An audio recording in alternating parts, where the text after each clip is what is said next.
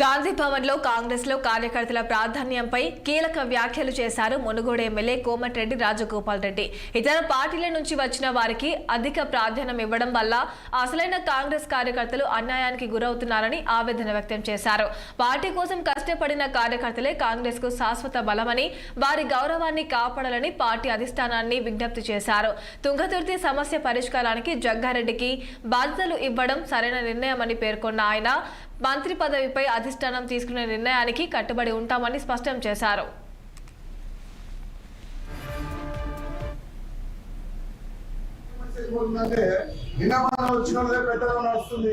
ఇతర పార్టీలు వచ్చి ప్రచారం చేస్తున్నారు. కాంగ్రెస్ పార్టీ కార్యకర్తల మీద నిజమైన కాంగ్రెస్ పార్టీ నాయకులు కార్యకర్తలకు అవమానాలు పాలవుతున్నారు.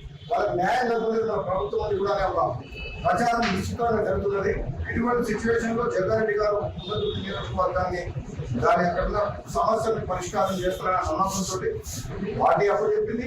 నేను కూడా ఆయన నిర్ణయానికి ఆయన ఇన్వాల్వ్మెంట్ ఉండి కొంచెం దగ్గరికి నుంచి జాగ్రత్తగా దీన్ని డీల్ చేసి తుంగతుర్తితో పాటు ఎంపీ గారు కూడా తన బాధ్యతలు అప్పగింది. ఏ నియోజకవర్గం ఏ సమస్య వచ్చినా సరే జగ్గారెడ్డి గారు లాంటి నాయకుడిని మనం ఇన్ఛార్జిగా పెట్టుకుంటాం. అప్పుడు ట్రబుల్ షూటర్ ఉంటే పార్టీ అతని సేవలను వినియోగిస్తే తప్పకుండా కాంగ్రెస్ పార్టీ కార్యకర్తలు కాపాడే ప్రయత్నం చేస్తారన్న నమ్మకం ఉంది.